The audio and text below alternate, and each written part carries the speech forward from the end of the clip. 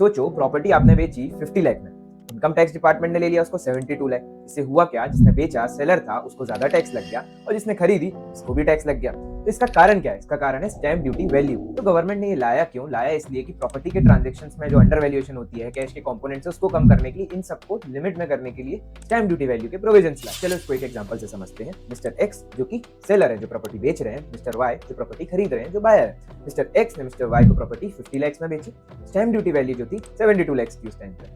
तो income tax का सीधा सिद्धांत है कि आपका जो सेल्स कंसिडरेशन, मतलब जितने में आप बेच रहे हो, वो आपका स्टैम्प ड्यूटी वैल्यू से कम नहीं होना चाहिए। लेकिन गवर्नमेंट ने भी प्रैक्टिकल सिनेरियोस को देखते हुए एक बैंड दिया हुआ है। बैंड मतलब लिमिट दी हुई है कि आपका जो सेल्स वैल्यू है, जितने में आप बेच रहे हो, उसका 110% तक का अगर स्टैम्प ड्यूटी वैल्यू तक है या उससे ज्यादा है, तो आपको टैक्स जो है वो आपने जितने में बेचा है उतने में ही देना पड़ेगा। लेकिन यहाँ 50 लाख का 110% होता है 55 लाख, दैट इज 55 लाख।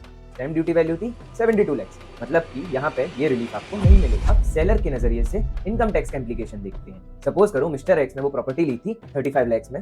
अब वो जब बेच रहा है तो सेल्स वैल्यू होगी 72 लाख, ना कि 50 लाख। उसमें से कॉस्ट माइनस करोगे 35 लाख, तो आपको कैपिटल गेन कितना आएगा? 37 लाख। अब समझते हैं जो प्रॉपर्टी खरीद रहा है उसके हाथ में इनकम टैक्स का क्या इंप्लीकेशन होगा। इनकम टैक्स के प्रोविजंस में सीधा सीधा कहा गया है कि अगर आप स्टैम्प ड्यूटी वैल्यू से बहुत कम वैल्यू पे कोई प्रॉपर्टी खरीद रहे हो तो उस केस में आप पे भी टैक्स लग सकता है। इसमें टैक्स लगने के लिए दो कंडीशन फुलफिल होना जरूरी है। पहली चीज, स्टैम्प ड्यूटी वैल्यू और परचेज प्राइस का जो डिफरेंस है वो 50,000 से ज्यादा होना चाहिए। दूसरा, स्टैम्प ड्यूटी वैल्यू जो एक्चुअल कंसिडरेशन है उसका 110% करने के बाद भी स्टैम्प ड्यूटी वैल्यू ज्यादा है। तो हमारे एग्जांपल में 72 लाख माइनस 50 लाख मतलब कि 22 लाख, जो कि 50,000 से ज्यादा है। और दूसरी लिमिट की स्टैम्प ड्यूटी वैल्यू 110% के बाद भी ज्यादा है, मतलब कि इस केस में 22 लाख पे बायर को टैक्स लगेगा इनकम फ्रॉम अदर सोर्सेज में, वो भी स्लैब रेट से। अच्छा लगा हो तो लाइक करना एंड फॉलो करना योर सीए दोस्त को।